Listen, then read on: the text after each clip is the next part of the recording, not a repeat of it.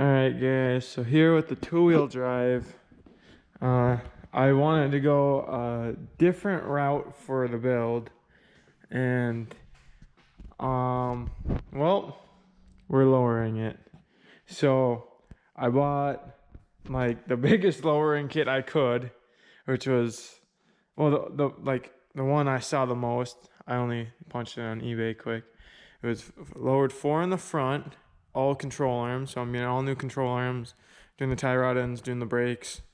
And then in the rear, it's an axle flip, 7 inches. It's getting lowered in the rear. So I gotta flip the axle, get it on top of the leaf spring. And then, yeah, I started soaking the bolts back here, and then I started looking, and then it's like, okay, this is gonna suck. But I think it'll be pretty sweet once it's done, having the lifted truck out there and then the lower truck. Probably gonna get a lot of hate for it, but hey, you know, let me do what I want to do. So I started soaking the leaf spring bolts, and then I looked up here and realized, okay, how does the leaf spring even come out of there? So I'm not sure about that, unless that's like a stud. And then back here, I'd probably have to undo it from here from the eyelet. And then if I do that, then the hitch is in the way, and then the hitch would have to come off. And I wanted to keep the hitch on there to see how low it was to the ground, you know, when I lower it. Who knows, it might come off anyways if it is too big of an issue or it'll scrape or something. Spare tire will definitely come out of there. Plus it would be a lot easier for, you know, when I get to the point of when I'm doing my exhaust, because she's getting some big pipes. So stay tuned for that. So as far as the axle flip goes, like my dad brought it up, like slide the axle over the leaf spring, but like I don't know if I think the drum might be too big to fit over that. And then, you know, obviously I still got to cut that off the stop block, because, you know, I don't need that where I'm going.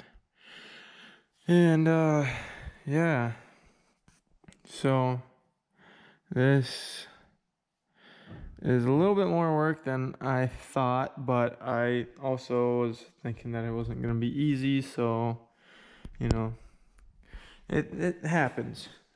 But I don't know, I still got to figure out the best way to do this, and I don't know if I want to exactly start on it tonight, because, you know, I still got my bumpers here and everything, and yeah, I am kind of exhausted.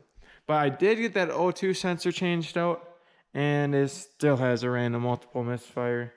So I got to get that figured out and try and get that addressed. So there's always that.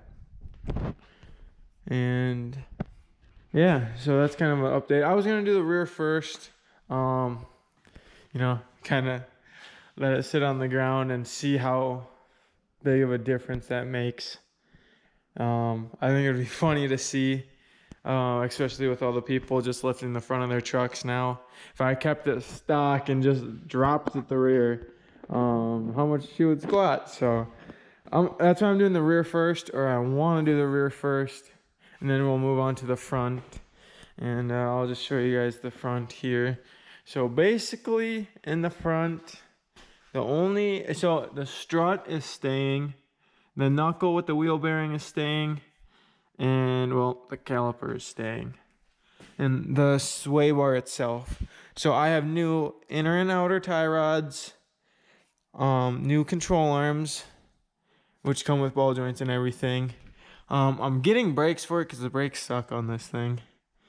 And then for the control arms, it comes with new sway bar links. And that's about it. And then you just bolt it all on. So that's definitely going to be nice. So I am looking forward to having this thing all ready, because if you guys can see there, it's not as bad now, but it was a lot worse. It's bent. this tie rod is fully bent.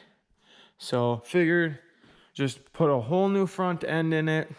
That way, you know, I can just take it to the alignment shop. They can get it all aligned, and then it'll be good to go. Like the only thing that could go wrong is like with the power steering rack, or like if a wheel bearing went out, like it won't destroy my alignment. And you know, it's only a wheel bearing, that's not gonna affect anything. But yeah, so you know, I got everything for the front besides the brakes over there.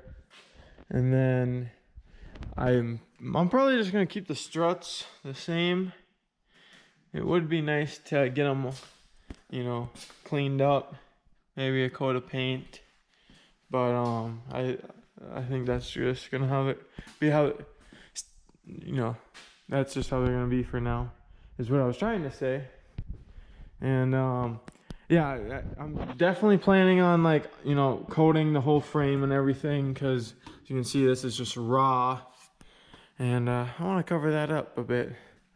And then this thing's gonna get a bunch of body work done, a bunch of motor work done, and definitely gonna get the whole one, well, not exactly a once over, but the whole look over.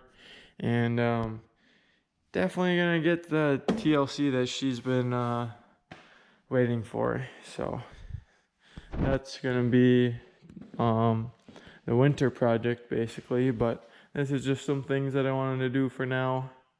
We're gonna get new wheels eventually, but these should do the job for now, especially once it gets lowered. I can see that they're definitely gonna clear in the back. The front should be good too. Honestly, they might be a little bit close, but hopefully that's not too big of an issue. Just gonna have to get the kit installed and see how it sits on the ground. But for now, I'm gonna get this figured out and take these brand new shocks back out and put some lowering ones in. And then I got brand new stock shocks for whatever I find to put them on, because my other two trucks are lifted and this thing's getting lowered, so they're not doing me any good. But I'm sure I'll find a use for them, or find someone who can use them. And this thing definitely needs to be washed, so definitely got to get it done and back on the road and cleaned up and ready to go. So I'm excited for that. But this is where it's the beginning and where we're gonna start.